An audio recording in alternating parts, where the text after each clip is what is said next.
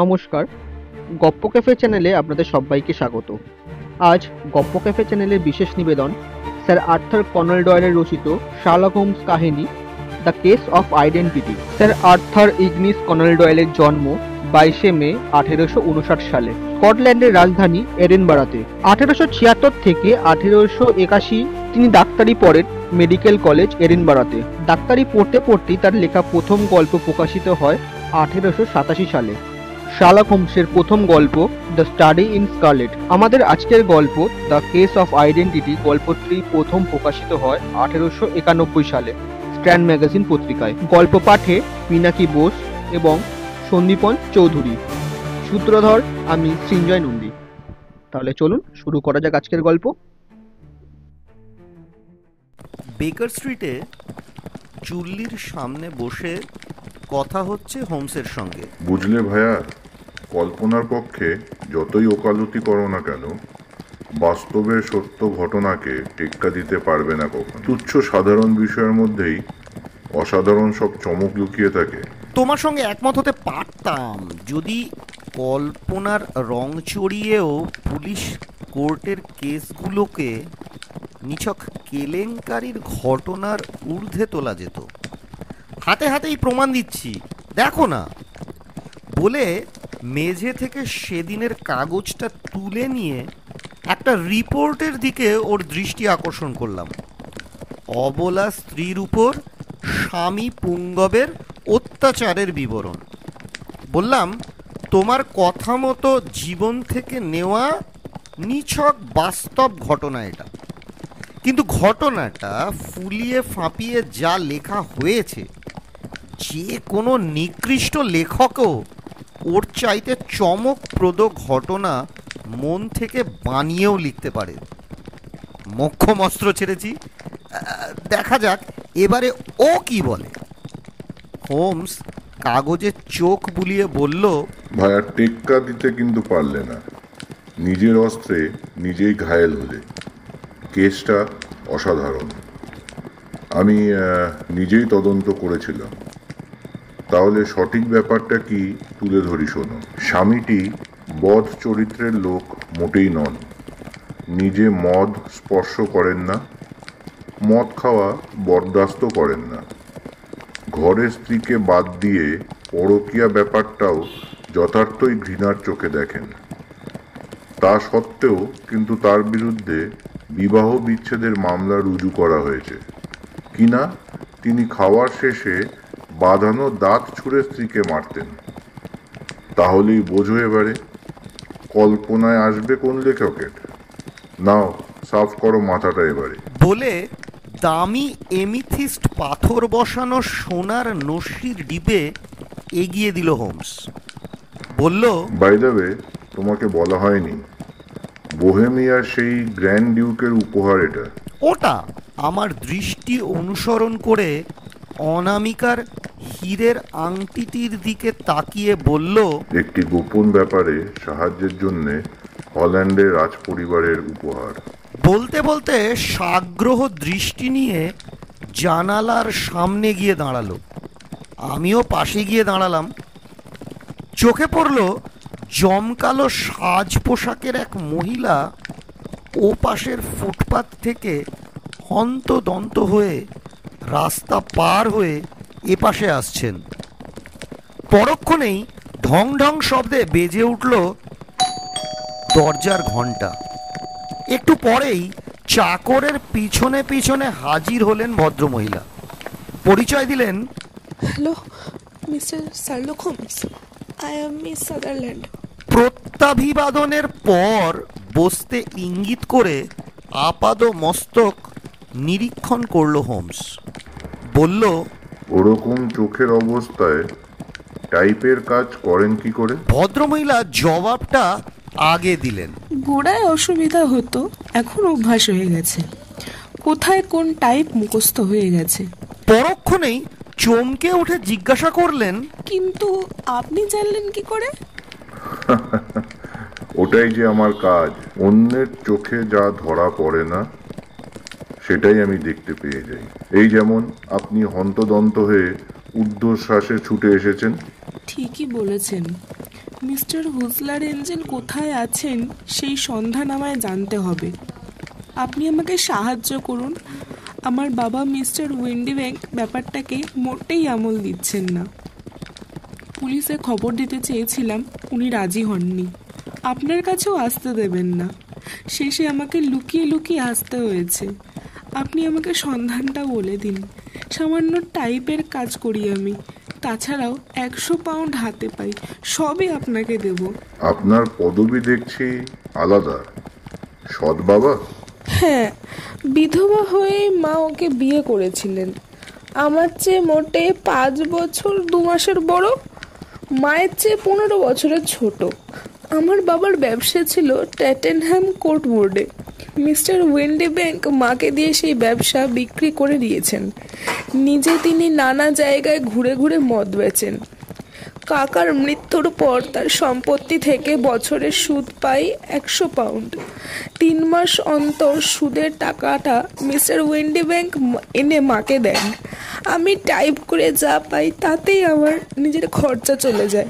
ইনি doctor Watson, আমার বন্ধু এবং সহকারী। আপনি সংকোচ করবেন না। একটা বিষয় পরিষ্কার করুন তো, হসমার এঞ্জেলের সঙ্গে আপনার সম্পর্কটা? আমার বন্ধু গ্যাস ফিটারের নাচের আসরে তার সঙ্গে আমার আলাপ। বাড়ির বাইরে বেরোনোটা আমার সৎ বাবা একদম পছন্দ করেন না। এই নাচের আসরে যাওয়া নিয়েও খুব রাগারাগি হয়, কিন্তু আমি জেদ ধরায় রাগ করে ফ্রান্সে চলে যান তিনি। আমি ফোরম্যান মিস্টার হার্ডি আর মায়ের সঙ্গে গেলাম নাচের আসরে। সেখানেই আলাপ হলো মিস্টার হুসমার এঞ্জেলের সঙ্গে। ও আচ্ছা, তা ফ্রান্স থেকে ফিরে এসেও তাহলে তো খুব চটাচটি করেছেন। সেই ভয়ও আমার ছিল, কিন্তু কিছুই বললেন না। আশ্চর্য হয়ে গেলাম ব্যাপারটাকে সহজভাবে মেনে নিতে দেখে। মিস্টার হসমার কখনো বাড়িতে এসেছিলেন? এসেছিলেন একবার, আমিও 2 বার তাকে নিয়ে বেড়াতে গিয়েছিলাম। তবে মিস্টার উইন্ডিব্যাক ফ্রান্স থেকে ফিরে আসার পর আর বাড়ি আসেননি, উনি পছন্দ করেন না বলে। চিঠিপত্র দিতেন? হ্যাঁ, বাড়িতে না এলে চিঠিপত্রে যোগাযোগ রাখতেন। বলেছিলেন বাবা ফের ফ্রান্সে গেলে বাড়ি আসবেন। আর আপনাদের বিয়ের কথাবার্তা? প্রথমবার বেড়াতে যাওয়ার সময় মনে হয়। কাজ করেন কোথায়? লেন্ডেন হল স্ট্রিটে একটা অফিসের ক্যাশিয়ার তিনি, নামটা জানি না। অফিসের ঘরেই থাকতেন। চিঠিপত্র কোন ঠিকানায় লিখতেন? লেনদেন হলো পোস্ট অফিসের ঠিকানায়। পাছে অফিসের মেয়েরা পিছনে লাগে, সেই কারণে উনি বলেছিলেন ওই ঠিকানায় লিখতে। নিজেই নিয়ে গিয়ে আসতেন। টাইপ করে চিঠি লিখতে চেয়েছিলাম বলে উনি রাজি হননি, বললেন ওটা কৃত্রিম।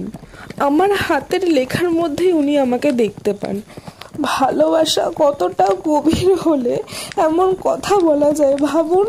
হোমস সাগ্রহে টেবিলে ঝুঁকে জিজ্ঞাসা করলো, এরকম ছোটখাটো ব্যাপার আর কি কিছু মনে পড়ে? মানুষটা খুবই অদ্ভুত, অত লাজুক প্রকৃতি যে রাত না হলে আমার সাথে বেড়াতে বেরোতেন না। কথা বলেন খুব আস্তে আস্তে। একবার গ্ল্যান্ডের অসুখ হয়েছিল, তারপর থেকেই জোরে জোরে কথা বলা বন্ধ। থাকেন খুব ফিটফাট, হইচই এড়িয়ে থাকেন।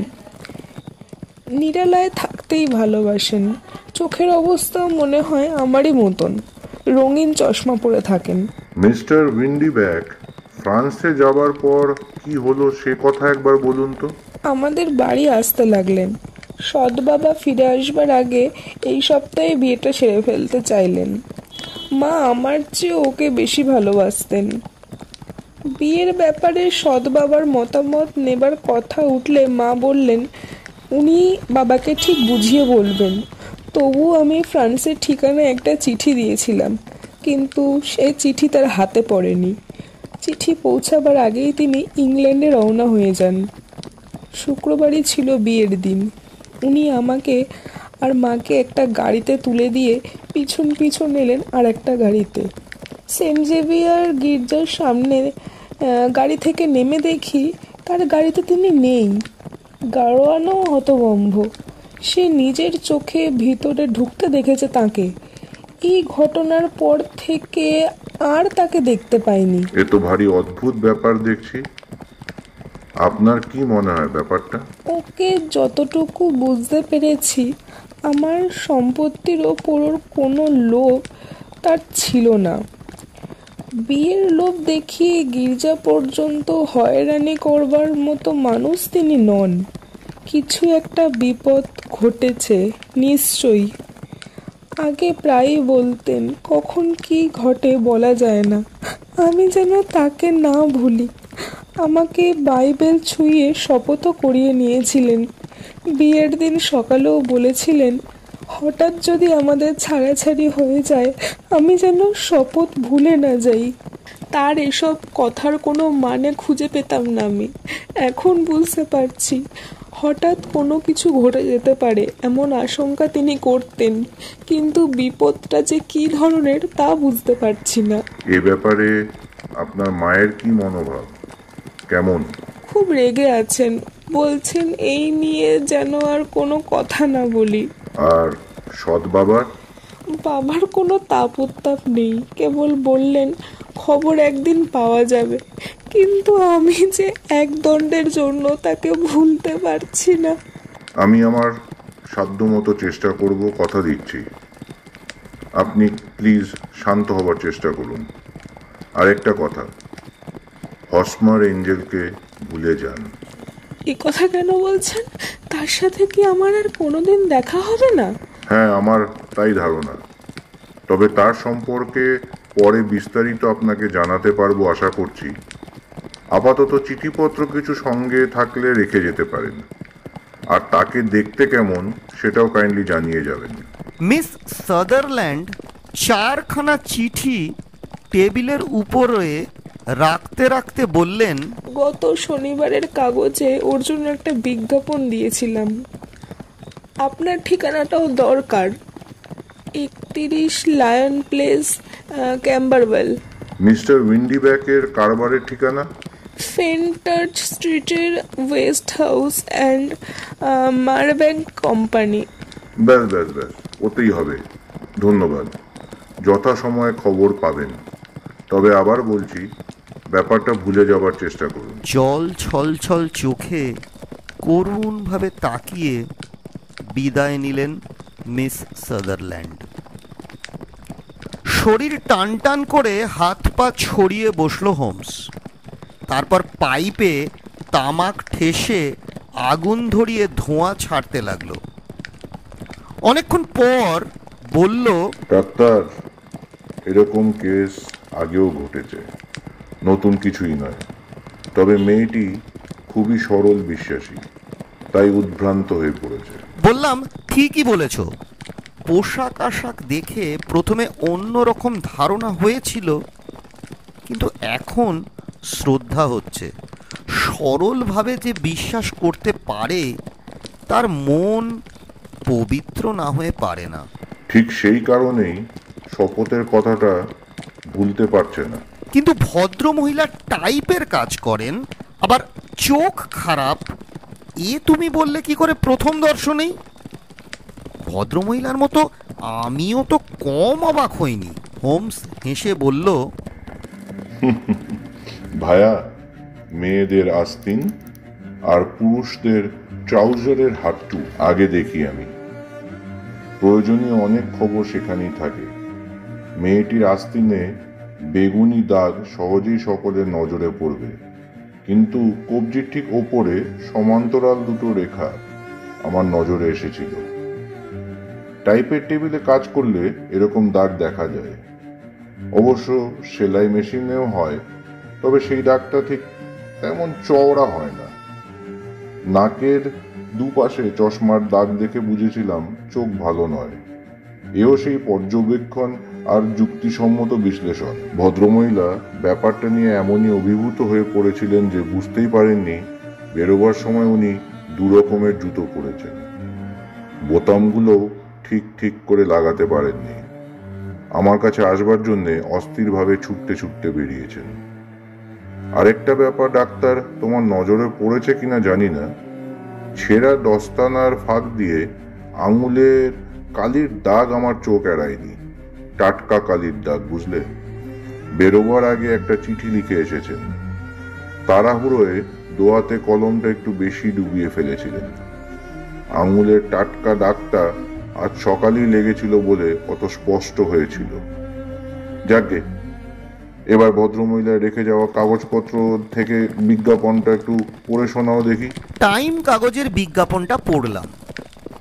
হসমার এঞ্জেল, গত 14 তারিখ থেকে নিখোঁজ, লম্বায় 5 ফুট 7 ইঞ্চি, পুরুষালী গড়ন, বর্ণ পাণ্ডুর, সামান্য টাক আছে, চুলের রং কালো, গোঁফ আর জুলপিও কালো, রঙিন চশমা পরেন, ফিস করে কথা বলেন, গায়ে কালো ফ্রক কাট, কালো ওয়েস্ট কোট, ধূসর টিউডের ট্রাউজার্স আর সোনার অ্যালবার্ট চেন, পায়ে ইলাস্টিক বুট আর বাদামি চামড়ার পটি।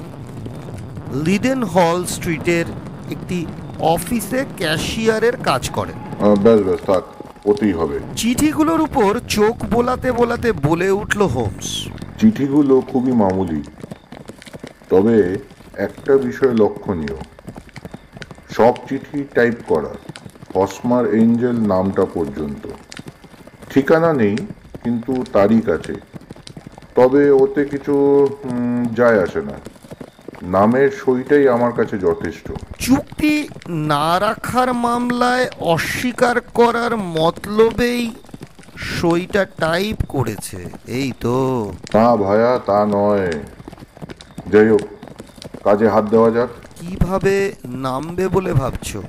দুটো চিঠি লিখতে হবে আগে, লন্ডনের একটা কোম্পানিকে আর আমাদের এই মিস্টার উইন্ডি ব্যাংককে। তাকে কাল সন্ধ্যায় আমার সঙ্গে দেখা করবার কথা লিখতে হবে। দুটো চিঠির জবাব না আসা পর্যন্ত এখন আর কিছুই করবার নেই। হোমসকে আমি চিনি, নিশ্চিত মুখভাব দেখেই বুঝলাম রহস্য পরিষ্কার হয়ে গেছে। নতুন করে চিন্তা ভাবনার কাজ শেষ হয়েছে। রুগী দেখা শেষ করে পরদিন সকাল 6টা নাগাদ বেকার স্ট্রিটে উপস্থিত হলাম। আমাকে দেখে খুশি হলো, বলল, বুঝলে ওয়াটসন, অসম্ভব শেয়ানা লোক। আইন তার চুল পর্যন্ত ছুতে পারবে না। হোমসের কথা শেষ হতে না হতেই এক ভদ্রলোক ঘরে ঢুকলো। বছর 30 বয়স, দাড়ি গোঁফ কামানো, ফ্যাকাশে রং, ধূসর চোখ। শিষ্টাচার বিনিময়ের পর চেয়ার টেনে বসে বলল, ক্ষমা করবেন, আসতে দেরি হয়ে গেল। মেয়েটা বড্ড জেদি আর আবেগপ্রবণ। সামান্য একটা ব্যাপার নিয়ে এভাবে আপনাকে জ্বালাতন করতে আসা ঠিক হয়নি তার। আমি অনেকবারই বলেছি হসমার অ্যাঞ্জেলকে খুঁজে পাওয়া যাবে না, কিন্তু কোনো কথাই শুনছে না মেয়েটা। হোমস শান্ত শীতল কণ্ঠে বলল, আমার বিশ্বাস লোকটাকে খুঁজে পাওয়া যাবে। কথাটা শুনে উইন্ডি ব্যাংক যেন আঁতকে উঠল, বলল, তাই নাকি? তাহলে তো খুবই ভালো খবর। মিস্টার উইন্ডি ব্যাংক, হাতের লেখার মতো টাইপের লেখারও আলাদা আলাদা বৈশিষ্ট্য থাকে। এক একটা মেশিনে এক এক রকম লেখা হয় টাইপের বৈশিষ্ট্য অনুপাতে। চোট খাওয়া টাইপ, ঘষে যাওয়া টাইপ, খুব নতুন মেশিনে না হলে এই বৈশিষ্ট্যগুলো ঠিকই নজরে পড়ে। আপনার চিঠিটা লক্ষ্য করুন, প্রত্যেকটা ই খারাপ, আর এর তলায় বসে যাওয়া। ম্যাগনিফাইং গ্লাস দিয়ে দেখলে ওরকম আরো অনেক বৈশিষ্ট্য নজরে পড়বে। উইন্ডি ব্যাংক নির্বিকার চোখে তাকিয়ে থেকে শুনতে থাকে হোমসের কথা। হোমস বলতে থাকে, এবারে এই 4খানা চিঠির লেখা দেখুন। প্রত্যেকটা ই খারাপ, আর এর তলা চোট খাওয়া, এবং আপনার চিঠির হরফের সবকটি বৈশিষ্ট্যই অন্যান্য টাইপে হুবহু রয়েছে। বাজে কথা শুনবার মতো সময় আমার নেই। ছোকরাকে যদি ধরতে পারেন আমাকে জানাবেন। বলতে বলতে তড়াক করে লাফিয়ে উঠে দরজার দিকে পা বাড়ায় উইন্ডি ব্যাংক। হোমস লম্বা পা ফেলে এগিয়ে গিয়ে দরজায় চাবি লাগিয়ে দিয়ে বলল, সংযত হয়ে বসুন মিস্টার উইন্ডি ব্যাংক, লাফালাফি করে সুবিধে হবে না। রক্তশূন্য ফ্যাকাশে মুখে বসে পড়ল উইন্ডি ব্যাংক। বলল, কিন্তু এ কেসে তো মামলা হয় না, আপনি কিছুই করতে পারবেন না আমার। জানি, বয়সে বড় মহিলাকে যে লোক টাকার লোভে বিয়ে করে আর সৎ মেয়ের টাকা সংসারে খরচ করে, কোনো নিষ্ঠুর আচরণ করতেই তার বুক কাঁপে না। বছরে করে 100 পাউন্ডের সুদের টাকা হাতে পায় মেয়েটা। তার বিয়ে হয়ে গেলে সেই টাকাটা হাতছাড়া হবার ভয়। সে কারণে বাড়ি থেকে তাকে বেরোতে পর্যন্ত দেওয়া হতো না, কারোর সঙ্গে মিশতে পর্যন্ত দেওয়া হতো না। কিন্তু মেয়েটি জেদি। একদিন নাচের আসরে যাবে বলে জেদ ধরে বসলো। মেয়েটির মা আর সৎবাবা তখন এক অদ্ভুত ফন্ডি আটল। সৎবাবা ছদ্মবেশ ধরল, রঙিন চশমা পরে চোখ ঢাকলো, নকল গোঁফ দাড়ি আর জুলপি লাগিয়ে মুখের চেহারা গোপন করল। গলা শুনে যাতে চিনতে না পারে সেজন্যে অসুখের অছিলায় ফিসফিস করে কথা বলতে লাগলো। এই কারণে মেয়েটির সঙ্গে দেখাও করতো রাত্রে। চোখ খারাপ থাকায় সরল বিশ্বাসী মেয়েটি এই হসমার এঞ্জেলকে ধরতে পারল না। মেয়েটির অন্যের সঙ্গে বিয়ের পথ বন্ধ করা হলো কৌশল করে, তাকে দিয়ে বিয়ের চুক্তি করিয়ে নিয়ে। মেয়েটির পবিত্র সরল মনে একবারের জন্যও কোনো সন্দেহ জাগেনি। কি নিষ্ঠুর খেলা শুরু হয়েছে তাকে নিয়ে। প্রেমের খেলায় নেমে মেয়েটিকে বাইবেল ছুঁয়ে শপথ করিয়ে নেওয়া হলো, অন্য কাউকে যেন সে মনে ঠাঁই না দেয়। আপনারা মানুষ। মেয়েটির আবেগপ্রবণ মন এভাবে দীর্ঘদিন মুহ্যমান রাখার উদ্দেশ্যে বিয়ের দিন সকালে এমনও আভাস দেওয়া হলো হঠাৎ কিছু একটা ঘটে যেতে পারে। বিয়ের খেলায় বিবেকহীন লোকটাকে হট করে নামতে হতো না, যদি না ফ্রান্সে যাতায়াতে অসুবিধা হতো। হসমার এঞ্জেল গাড়ির এ দরজা দিয়ে ঢুকে ও দরজা দিয়ে গোপনে নেমে গেল। গির্জায় পৌঁছে গিয়ে দেখা গেল গাড়ি ফাঁকা। বলুন, কি ঠিক ঠিক বলতে পারছি তো? ঠিক কি বেঠিক সে আপনি স্থির করুন, কিন্তু আমি কোথাও আইন ভঙ্গ করিনি। আর আপনি যে আমাকে আটকে রেখেছে বেআইনি ভাবে, এই বুদ্ধিটুকু আপনার। দরজার চাবি খুলে দিতে দিতে হোমস বলল, কথাটা ঠিকই বলেছেন। আপনাকে আইন শাস্তি দিতে পারে না, কিন্তু মেয়েটার যে কোনো বন্ধু তা দিতে পারে। যেমন ওই দেখুন ঘোড়ার চাবুকটা, ওটা দিয়ে পা থেকে মাথা পর্যন্ত চাপকানো উচিত আপনাকে। মিস্টার উইন্ডি ব্যাংক তাচ্ছিল্যের ভঙ্গিতে উঠে দাঁড়াতেই হোমস দেওয়ালে ঝোলানো চাবুকটার দিকে হাত বাড়ালো। মুহূর্তের মধ্যে ঘর থেকে 3 লাফে করিডোরে লাফিয়ে পড়ল উইন্ডি ব্যাংক। সিঁড়িতে পায়ের শব্দ মিলিয়ে যেতেই জানালায় ঝুঁকে পড়ে দেখতে পেলাম চোঁচা দৌড়াচ্ছে রাস্তা দিয়ে মিস্টার উইন্ডি ব্যাংক, পিছনে একবারও না তাকিয়ে। হোমস চেয়ারে বসে পড়ে হাসতে লাগলো, দম ফাটা হাসি, হো হো করে। হাসতে হাসতে বলল, উফ, লোকটা নিজের কাজেই একদিন ধরা পড়ে ফাঁসির কাঠে ঝুলবে, বুঝলি? তবে যাই বল, কেসটা কিন্তু বেশ মজার। বললাম, লোকটাকে ধরলে কি করে তা তো বুঝতেই পারছি না। খুবই সহজ মামলা, মোটিভ বিচার করেই হেয়ালি পরিষ্কার হয়ে গিয়েছিল। শোন, তবে বলছি, এ ব্যাপারে সবচেয়ে লাভ মেয়েটির সৎ বাবার। তারপর তাকে আর ওই হসমার এঞ্জেলকে কখনো কিন্তু এক জায়গায় দেখা যায়নি কখনো। মিস্টার উইন্ডি ব্যাংকের অনুপস্থিতিতেই মিস্টার হসমারের আবির্ভাব হয়েছে।